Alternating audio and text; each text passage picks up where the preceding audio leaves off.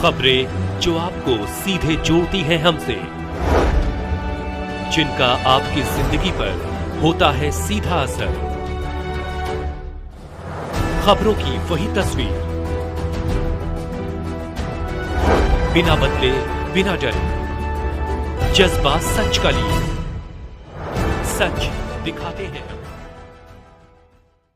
प्रयागराज महाकुंभ से वाराणसी पहुंचे श्री पंचदशनाम जूना अखाड़े श्री सिद्धपीठ मुनीश्वर आश्रम के वैभव गिरी जी महाराज आज एक भेंटा वार्ता में बताया कि प्रयागराज संगम तट पर गंगा यमुना सरस्वती की गोद में जो दिव्य कुंभ का आयोजन किया गया, जिसमें मैं भी अपने आप को गौरवान्वित महसूस कर रहा हूं, और उसी महाकुंभ में मुझे श्री पंचदशनाम जूना अखाड़े के अंतर्राष्ट्रीय अध्यक्ष सभापति प्रेमगिरी महाराज एवं अन्य गुरु जनों के द्वारा पूर्वांचल के श्री महंत की जिम्मेदारी सौंपी गई है और धर्म के प्रचार प्रसार के लिए जो हो सकेगा हम करेंगे। प्रयागराज महाकुंभ में आपको काशी मंडल का श्री महंत घोषित किया गया पूर्वांचल का, तो किस तरह से सनातन धर्म को आगे बढ़ाने के लिए कार्य किए जाएंगे?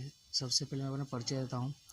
श्री सिद्धपीठ मुनीश्वर आश्रम पीठाधीश्वर पूर्वांचल श्री महंत श्री पंचदशनाम जूना अखाड़ा वैभव गिरी जी महाराज 2025 में प्रयागराज संगम गंगा यमुना सरस्वती की गोद में जो दिव्य कुंभ का आयोजन किया गया, जिसमें अमृत स्नान किया गया हमारे अखाड़ों के साथ, ये बहुत आनंदित और हर्ष का विषय है। बस 29 तारीख को जो विदारक घटना हुई उससे थोड़ा सा हम लोग का संदेश है और उनके भगवान से प्रार्थना कर रहे हैं हम लोग, उनकी आत्मा को शांति मिले और उनको भगवान के चरणों में स्थान मिले और दोबारा सा इस फिर सेवा का मौका मिले, उन लोगों को दोबारा अच्छे में जन्म मिले और उसके बाद फिर से भगवान।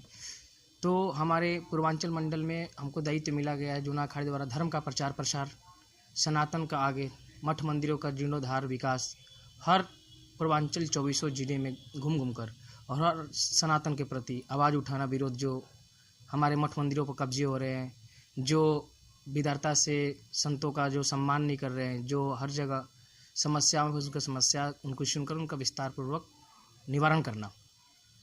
गुरुजी, किस तरह से सनातन धर्म का प्रचार प्रसार किया जाएगा? सनातन धर्म में हमारे अखाड़े से नागा सन्यासी और 10-20 पदाधिकारी जो एक साथ होकर और हमारा एक पंच निकलेगा जो पूरे काशी और पूरे क्षेत्र राज्य में घूम घूम कर हर आश्रमों और मंदिरों को और दैविक स्थानों को और धर्म को आगे बढ़ाने के कार्य करेंगे प्रचार कर कर।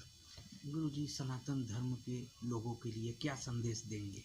सनातन धर्म के लोगों के लिए यह संदेश है कि भगवान और आस्था में लगे और बाबा विश्वनाथ के आशीर्वाद से उन लोगों को स्वस्थ रहें और उनका कार्य और लोगों को समर्पण भाव हमेशा बना रहे और संतों का सम्मान करें और हमारा सपोर्ट करें। गुरुजी, आपको राष्ट्रवादी हिंदू शक्ति वाहिनी जो एक संस्था है उसमें आपको संरक्षक मंडल में भी बनाया गया है, तो अभी उनकी आगामी 3 मार्च को एक गर्जना रैली होने वाली है हिंदू जन को लेके, जन जागृति को लेके, तो क्या कहेंगे संगठन के बारे में? देखिए, संगठन तो हमारे सनातन से ही है सब कुछ और हमारा सपोर्ट कर रही है। अच्छी बात है कि हमारे काशी को, जिसमें बहुत सारे उसमें मुद्दाएँ हैं, मुझे बताया गया था, प्रदीप गुप्ता जी जो मिले मुझसे बताएं कि काशी को मांस मदिरा मुक्त किया जाए, ये बहुत अनिवार्य है क्योंकि काशी में क्या हर तीर्थस्थली पर मांस मदिरा को दूर ही रखना चाहिए। आज हमारे गोलगड्ढा पर देख लीजिए, जैसे कि भगवान नंदी की प्रतिमा बैठाई गई है वहाँ पे, तो नंदी की प्रतिमा बैठाने का मतलब ये अर्थ होता है कि बाबा विश्वनाथ का दरवाज़ा, मुख्य दरवाज़ा, वो प्रतीत होता है कि ये यहाँ से मेरी दरवाज़ा है। तो वहाँ पे जब दोनों तरफ जाएंगे तो हमें वहाँ पे फूलों की खुशबू, मिठाइयों की खुशबू ये आनी चाहिए। लेकिन आज ये है कि उसमें ज़्यादा नहीं, 10 या 5 ही दुकान होंगे जो खुलेआम ऐसे नॉनवेज को, जैसे हर जानवरों को हलाल कर उसको ऐसे किया जाता है। मुझे ये बहुत विदारक है, उसमें रास्ते से ज़्यादा होती इतनी भयंकर बदबू आती है जिससे मेरा मन बहुत छिन्न हो जाता है। तो इसके लिए भी प्रस्ताव किया गया है, क्षेत्रीय अधिकारी से बात हुआ है। अभी हमारे महाशिवरात्रि को जूना अखाड़े द्वारा बहुत बड़ा जुलूस यात्रा निकलेगा जिससे मेरे काशी विश्वनाथ में अभिषेक होगा। इसमें लेकिन हमारे हजारों नागा संप्रदाय के लोग भी आएंगे, आचार्य महामंडलेश्वर, बड़े बड़े पदाधिकारी आएंगे, तो इसकी चर्चाएँ उसमें होगी। तो काशी मांस मदिरा मुक्त होना चाहिए? जरूर होना चाहिए। काशी में तो होना ही नहीं चाहिए, वो खास कर तो देख ही रहे, या तो फिर नंदी भगवान का प्राण प्रतिष्ठा का पूजा किया जाएगा क्योंकि मूर्ति तो लोग बैठा दिए, प्राण प्रतिष्ठा किए नहीं, तो शक्ति कहाँ से आएगी। अब उसी में प्राण प्रतिष्ठा का ये अनुष्ठान होगा, उसके बाद नंदी वहाँ से चलेंगे, तोड़ फोड़ करते रहेंगे, फिर वो आगे समझे। जैसे आपने बताया काशी मास मुद्रा मुक्त हो, लेकिन कहीं ना कहीं इस 144 बाद जो ये संगम लगा है उस पर विपक्ष तंज कस रहा है कि ये एक प्रोपोगंडा है, क्या कहेंगे इस पे?